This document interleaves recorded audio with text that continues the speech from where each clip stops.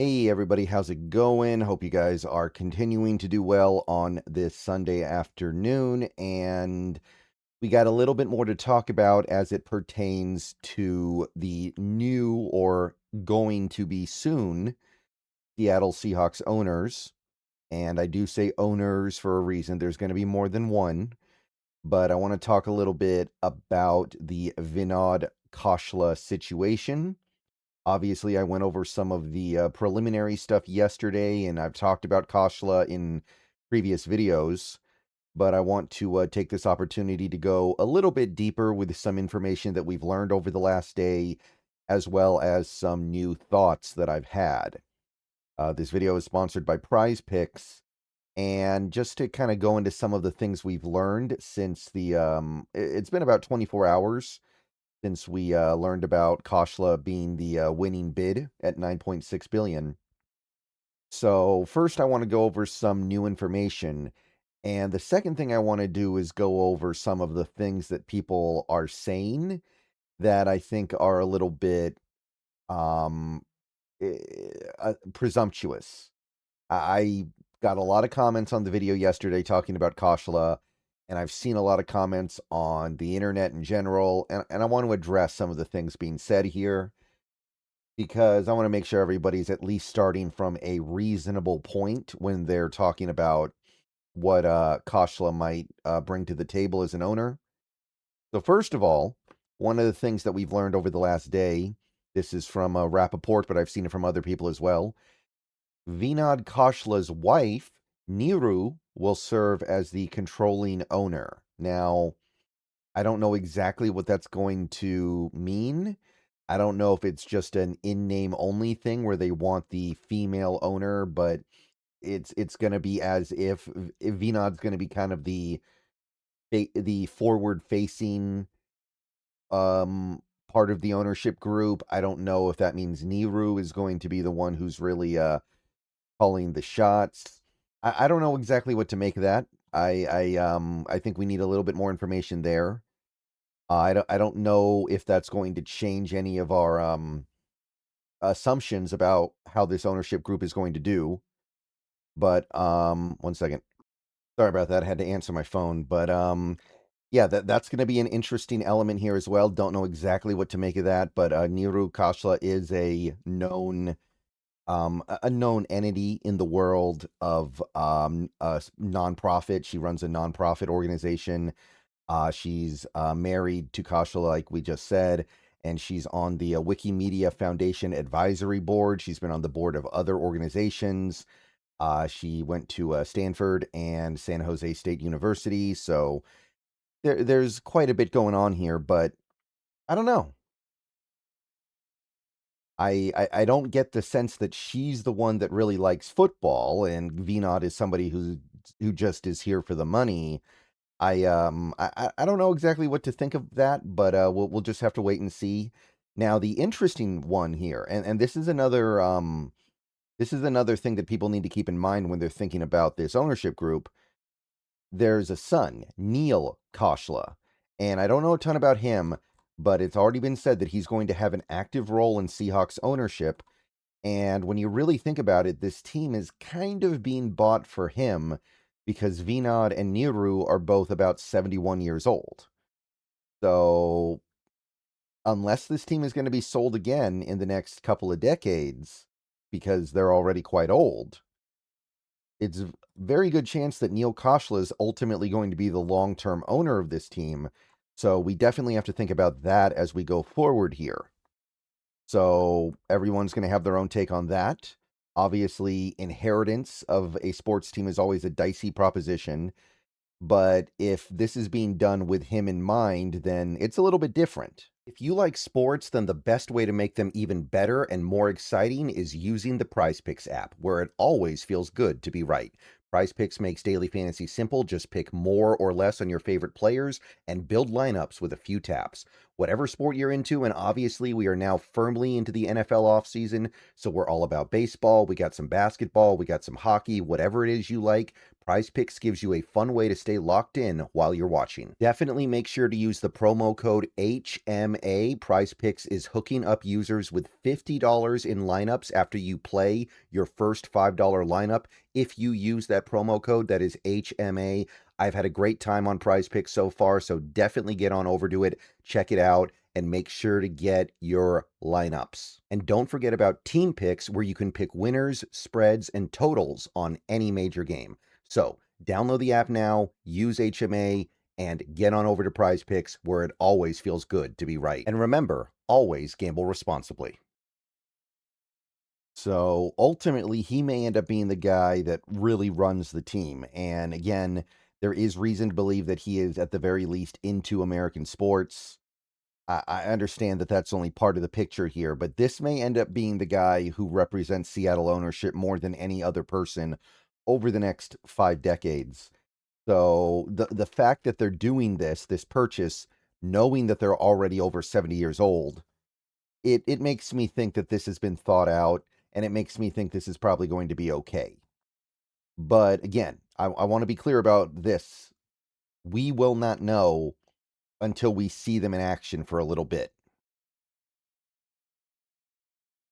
That being said, one thing that I do want to say, and this is something that I've seen from Dan Vienne, something I've seen from Corbin Smith, it's something I've seen from people who have actually done some research and have seriously looked into the Khoslas. They are people who understand what they know, and they are people who understand what they don't know, and they are accepting of that. And that's really what this is all about, right?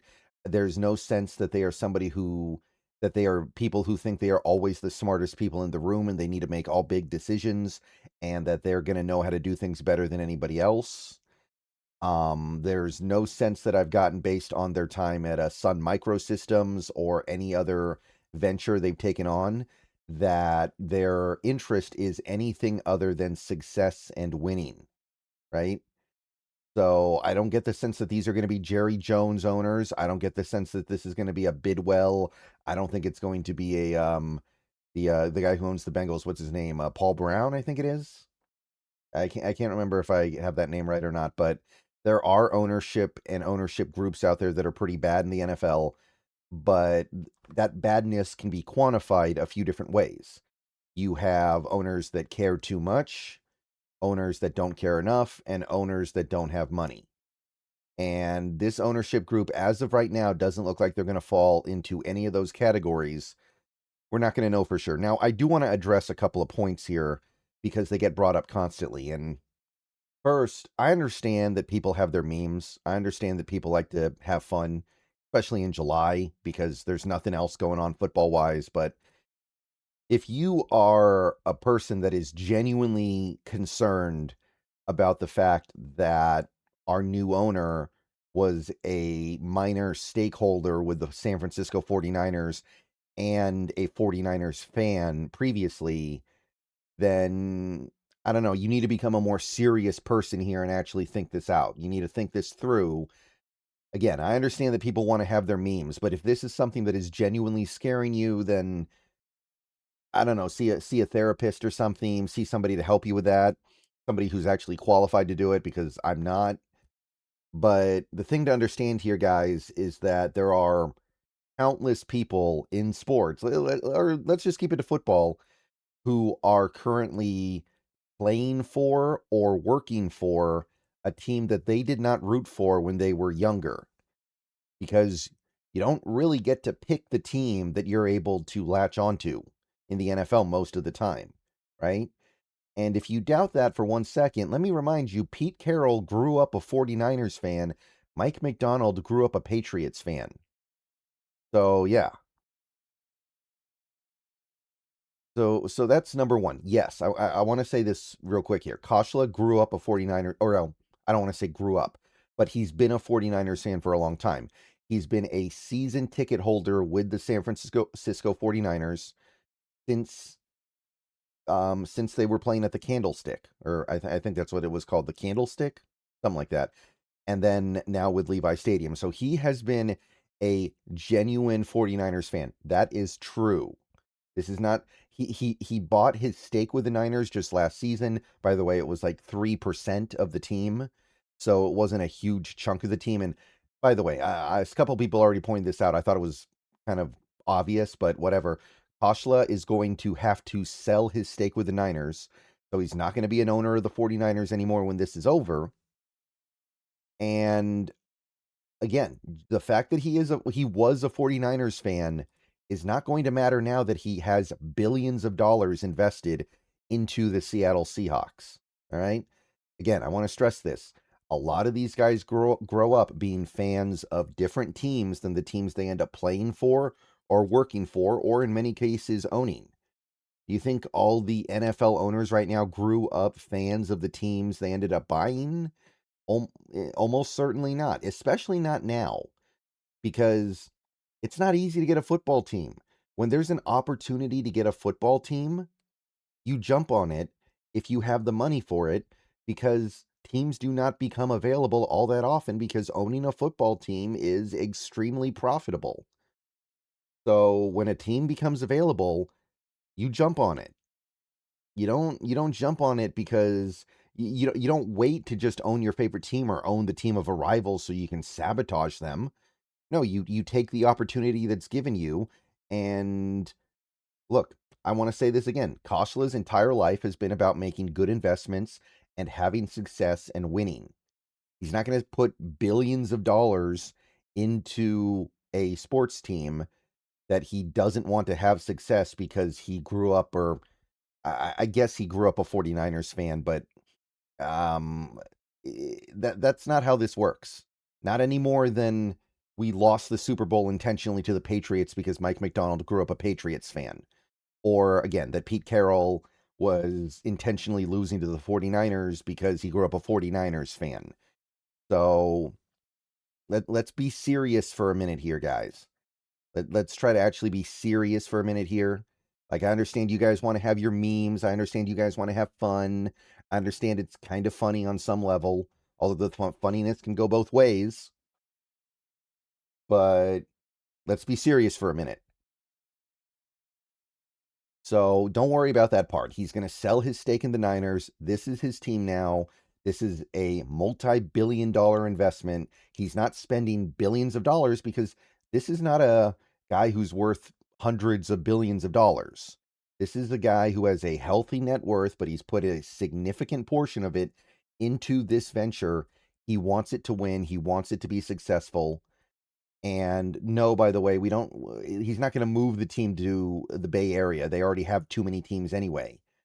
I got one comment on my last video saying, oh, he's going to move the team to Los Angeles. Los Angeles can't even really support the teams they have, or they barely can, if they can at all. And moving a team is not as simple as just saying, I want to move the team, by the way. It's a process. So everybody chill out about that stuff. We are a long way away from even having to think about that. And if you're seriously thinking about that stuff, again, talk to somebody who is qualified and credentialed to actually handle that kind of stuff, because I'm not. But don't worry about that part. And another thing to not worry about, by the way, because I just touched on this. Khosla doesn't have some monster net worth in the sense that he is among the richest people on the planet. Like, the team reportedly sold for about $9.6 billion. Khoshla's net worth is estimated at about $14 billion. So a lot of people look at that and go, oh, wow, he spent most of his money on buying the team.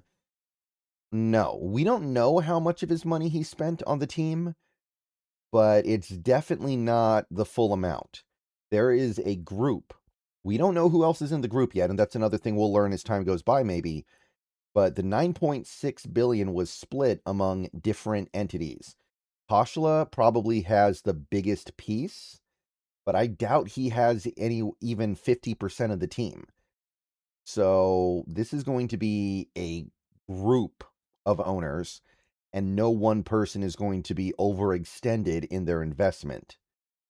So don't worry about that. Some people are like, oh, he's got no more money now, or he's got so much of his net worth tied up in just owning the team. He's not going to be able to spend any money on the team. we need to know who else is in the ownership group to figure that out. And right now we don't, but he definitely did not front the entire 9.6 billion. There's no way that's true. I don't even think he bought half of it. He's just going to be the public face and probably the guy associated with ownership. And I would guess he has the biggest piece, even if it's not 50% or more stake. And it's cool. All right, so those are some things I wanted to talk about. We'll know more in the coming days, but let me know what you guys think. See you guys later. Go Hawks.